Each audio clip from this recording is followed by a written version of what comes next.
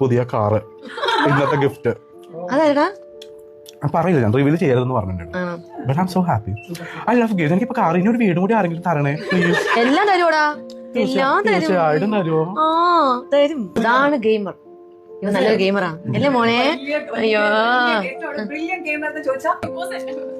Big boss ആയില്ല എന്റെ വീട്ടിലാണെങ്കിൽ എവിടെയാണെങ്കിൽ കണ്ണിനെ കുത്തോടാ.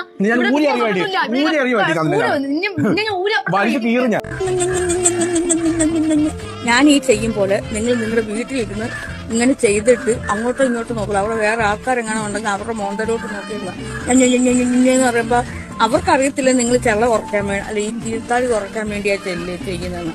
പിന്നെ അത് വഴക്കാവും, വലിയ പ്രശ്നങ്ങളാകും, പിന്നെ അടിയായും പിടിയാവും, പിന്നെ പോലീസ് സ്റ്റേഷനിലൊക്കെ കയറി ഇറങ്ങേണ്ടി വരും. പലരും അനുരാഗം അതിനാഴം തേടുന്നു ഞാൻ, അനുരാഗം അനുരാഗം അതിനാഴം തേടുന്നു ഞാൻ.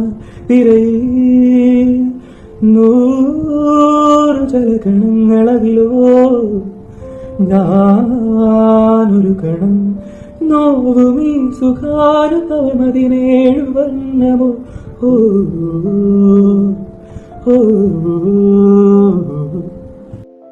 ഇത്രയും വലിയ കലഹങ്ങൾ, ഇത്രയും വലിയ വെളിപ്പെടുത്തലുകൾ ബിഗ് ബോസ് സീസൺ 7 കഴിഞ്ഞിട്ട് ആഴ്ചകളായെങ്കിൽ പോലും ഈ ഒരു ഷോ മാത്രമല്ല, ഡ്രാമ ഇപ്പോഴാണ് തുടങ്ങുന്നത്.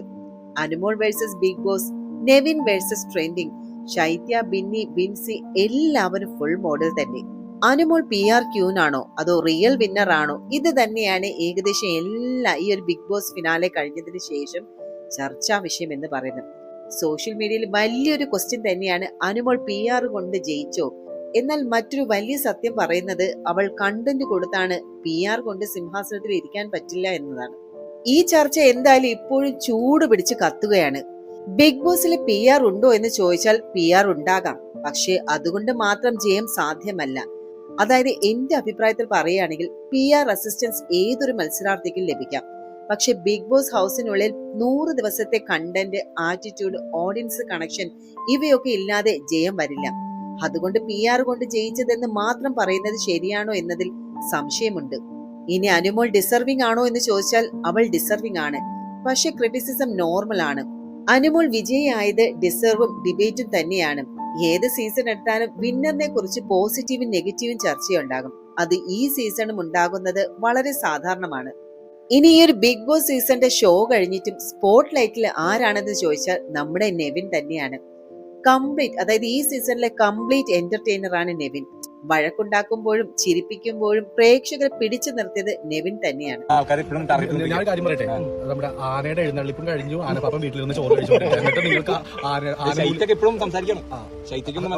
ഓക്കെ ഞാൻ എന്റെ കാര്യമാണ് പറയുന്നത്. അത് അവിടെ ഉത്സവം കഴിഞ്ഞു, ആനപ്പാപ്പൻ അവിടെ വീട്ടിലുണ്ട്. എന്നിട്ടും ആനവാലിൽ തന്നെയാണല്ലോ പിടിച്ചു തൂക്കിയത്. ആന പിണ്ടിട്ട് പോയി. ഞാൻ പറയട്ടെ ഉദ്ദേശിച്ചത്, പക്ഷേ ഞാനൊന്നുകൂടി സാധനമാക്കിയതാണ്. നെവിൻ ഈ പാച്ചിയെ പോലെ ഈ കുടുംബത്തിലൊക്കെ വിശ്വാസമുണ്ടോ? ഇല്ല. ചായയിൽ പഞ്ചസാര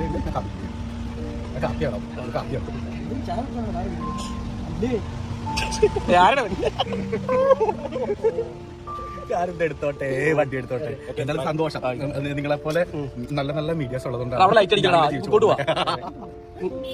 ഞാനൊരു ഐഡിയ പറയട്ടെ, കണ്ണട മാറ്റിട്ടേ നമ്മുടെ റീബന്റെ ഇതുണ്ട് ക്യാമറ ക്യാമറ ആവശ്യമില്ലല്ലോ, നിങ്ങൾ തന്നെ ഉണ്ടല്ലോ ക്യാമറ. പിന്നെ ഞാനൊരു ക്യാമറ ഇട്ടേണ്ട ആവശ്യമില്ല. അപ്പൊ അങ്ങനെ ഒരു വേഷം കിട്ടിക്കഴിഞ്ഞാൽ ഞാനിപ്പോ ചെയ്തു ഡ്രീം പ്രൊജക്ട് എന്തെങ്കിലും ഏതെങ്കിലും ഒരു ക്യാരക്ടർ ചെയ്യണമെന്ന് ആഗ്രഹമുണ്ട്? ആണോ? എനിക്കോ? എനിക്ക് ഒരു ഭ്രാന്തന്റെ വേഷം ചെയ്യണമെന്നല്ലാത്ത ആഗ്രഹമാണ്. സൈക്കോ. അതുകൊണ്ടാണ് എന്നെ ഒന്ന് പോകാനായിട്ട് അനുവദിക്കോ നിങ്ങൾ? എന്തുവാ ഇത്? ഈ പെൺകുട്ടികൾ ഇതിന് ശേഷം മെസ്സേജ് അയക്കോ അങ്ങനെയൊക്കെ ഉണ്ട്? ഓക്കെ പറ, എന്താ? പെൺകുട്ടികളെ ക്രഷ് പെൺകുട്ടികൾ മാത്രം ഇന്ന് എനിക്കൊരു ഇതെല്ലാം നീനൊട്ടിക്ക് നോക്കാൻ പറ്റുന്നുണ്ട് ഈ മെസ്സേജ് ഒക്കെ? നോക്കണം, ഞാനൊരാൾ നോക്കുന്നുണ്ട്. ചെയ്യാൻ പറ്റുമെന്നുണ്ടെങ്കിൽ വാ. ഞാൻ ഫിനാൻസ് ഓക്കെ. ഇനിയിപ്പോ വേറെ ആർക്കെങ്കിലും എന്തെങ്കിലും നോക്കാനായിട്ടുണ്ടോ? മറ്റേ കോസ്റ്റ്യൂം ഓക്കെ. അല്ല എന്നെ കാര്യമായിട്ട് പറഞ്ഞു, അങ്ങനെ പ്രപ്പോസൽ എന്തെങ്കിലും വന്നിട്ടുണ്ടോ? അങ്ങനെ ഇത് കഴിഞ്ഞ ശേഷം സ്വാഭാവികം വരുമല്ലോ. യെസ്, വന്നിട്ടുണ്ട്. കഴിഞ്ഞില്ലേ? തുടക്കം മുതൽ അവസാനം വരെ ഫുൾ എനർജി ആയിരുന്നു നെവിന്. നെവിന്റെ കാര്യത്തിൽ പറയുകയാണെങ്കിൽ എന്റെ സ്ട്രോങ്ങസ്റ്റ് ആയിട്ടുള്ള ഒപ്പീനിയൻ എന്ന് പറയുന്നത് അവൻ ആളുകളെ പർപ്പസ്ലി ഹേർട്ട് ചെയ്യാതെ എന്റർടൈൻ ചെയ്യുന്ന ഒരു റെയർ കണ്ടസ്റ്റന്റ് എന്ന് വേണമെങ്കിൽ പറയാം. കോമഡിയിലും ടൈമിങ്ങിലും അവൻ നാച്ചുറൽ ആണ്. അത് അത്ര ഈസി ഒന്നുമല്ല. ഈ ബിഗ് ബോസ് സീസണിലെ അനുവിന്റെയും നെവിന്റെ ഫൈറ്റ് തന്നെയാണ് ഏറ്റവും കൂടുതൽ ചർച്ച ചെയ്തത്. രണ്ടുപേരും തെറ്റുകയും പിന്നീട് രണ്ടുപേരെ ഒരുപോലെ പാഠങ്ങൾ പഠിക്കുകയും ചെയ്തു. അതായത് അനുവിന്റെ നെവിന്റെ വഴക്കുകൾ എടുത്ത് നോക്കുവാണെങ്കിൽ ഒരിക്കൽ അനുവാണ് ട്രിഗർ ചെയ്തതും ഒരിക്കൽ നെവിനാണ് അത് റിപ്ലൈ കഠിനമാക്കിയതും. ഒന്നിച്ചാണ് പ്രശ്നങ്ങൾ എറേസ് ചെയ്തത്. പക്ഷെ രണ്ടുപേരും അവസാനം മെച്യൂരിറ്റി കാണിച്ചു. അത് തന്നെയാണ് വ്യൂവേഴ്സിനെ അധികം ആകർഷിച്ച ആ ഒരു കെമിസ്ട്രി എന്ന് പറയുന്നത്. സത്യം പറഞ്ഞാൽ BB ഹൗസിലുള്ള ഈ ഒരു പ്രശ്നം ഹൗസിൽ തന്നെ അവസാനിക്കുന്നതാണ് ഏറ്റവും നല്ലത്. റിയാലിറ്റി ഷോയിലുള്ള ഫൈറ്റുകൾ റിയാലിറ്റി ഷോയിൽ തന്നെ ആയാൽ മതി. പുറത്തു വന്നപ്പോൾ എതിരാളിയെ റെസ്പെക്ട് ചെയ്യുന്നതാണ് റിയൽ മെച്യൂരിറ്റി എന്ന് പറയുന്നത്. അത് അനുവും നെവിനും രണ്ടുപേരും കാണിച്ചിട്ടുണ്ട്. പിന്നെ സോഷ്യൽ മീഡിയയുടെ കാര്യം പറയുകയാണെങ്കിൽ ഈ ഒരു ബിഗ് ബോസ് കഴിഞ്ഞിട്ട് ഏറ്റവും ഡേഞ്ചറസ് ആയിട്ടുള്ള കാര്യം എന്ന് പറയുന്നത് ഈ ഒരു സോഷ്യൽ മീഡിയ എക്സാഗ്രേഷൻ ആണ്. ഒരിക്കൽ ചെറിയ പ്രശ്നത്തെ അത് വലിയ പ്രശ്നം പോലെ കാണിക്കുന്നുണ്ട്. ഒന്നും അറിയാത്ത ആളുകൾ റാൻഡം അഭിപ്രായം പറയുന്നതും ഈ ഒരു കണ്ടസ്റ്റന്റിന് സ്ട്രെസ് ആണ്. എന്തായാലും നെവിൻ ഇപ്പോൾ ഉയരുകയാണ്. കാരണം ആറ്റിറ്റ്യൂഡും കോൺഫിഡൻസും ഹ്യൂമറും ഇതെല്ലാം ചേർന്നതാണ് നമ്മുടെ നെവിൻ. നെവിൻ ഇപ്പോൾ എന്തുകൊണ്ടാണ് ട്രെൻഡിങ് എന്ന് പറഞ്ഞാൽ കാരണം അവന്റെ ആറ്റിറ്റ്യൂഡും മിക്സ് ഓഫ് കോൺഫിഡൻസും ഹ്യൂമറും അതുപോലെ തന്നെ അഡാപ്റ്റബിലിറ്റി ഒക്കെ അതിനെ ആളുകൾ അതിനെ റിലേറ്റ് ചെയ്യുന്നുണ്ട്. അനുവും നെവിനും ഒരു ടോം ആൻഡ് ജെറി കോംബോ ആണെന്ന് വരെ തന്നെ നമ്മുടെ ബിഗ് ബോസിലെ പ്രേക്ഷകർ പറയുന്നുണ്ട്.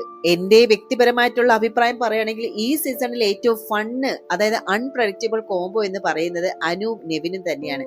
അട്രാക്ഷൻ അല്ല കേട്ടോ, റൈവൽറിയും അല്ല, പ്യുവർ എന്റർടൈൻമെന്റ് എന്ന് വേണമെങ്കിൽ പറയാം. അതായത് ഷോയിനെ ഫോർവേഡ് ഡ്രൈവ് ചെയ്തത് ഈ ഒരു ഡുവൽ കോംബോ തന്നെയാണ്.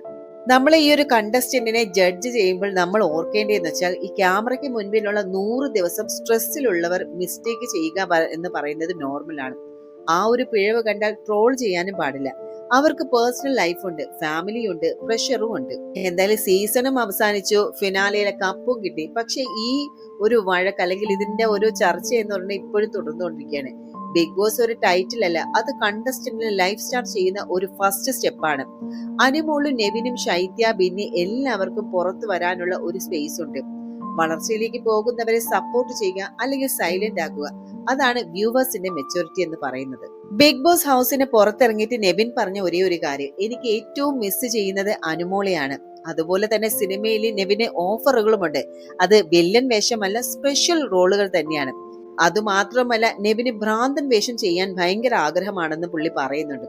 പിന്നെ ആദില നൂറ വിഷയത്തിലെ അവർക്കുള്ള പ്രശ്നത്തെ കുറിച്ച് ചോദിച്ചപ്പോൾ നെവിൻ ഡയറക്റ്റ് ആയിട്ട് ഒരു മാസ് മറുപടി തന്നെ കൊടുത്തത്. അതായത് അവരവർക്കുള്ള പ്രശ്നം തീർക്കാം, ഇതിൽ പുറത്തുള്ളവർക്ക് പറയാൻ ഒന്നുമില്ല എന്നതാണ്. ഇത് തന്നെയാണ് ഒരു മാസ് മറുപടിയും അതുപോലെ സെൻസിബിൾ ആയിട്ടുള്ള മറുപടി എന്ന് പറയുന്നത്.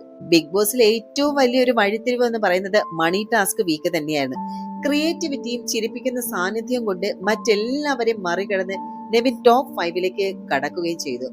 ഹൗസ് മേറ്റ്സിനെ തന്നെ തിരഞ്ഞെടുത്ത ബെസ്റ്റ് പെർഫോമർ ആയിരുന്നു നെവിൻ.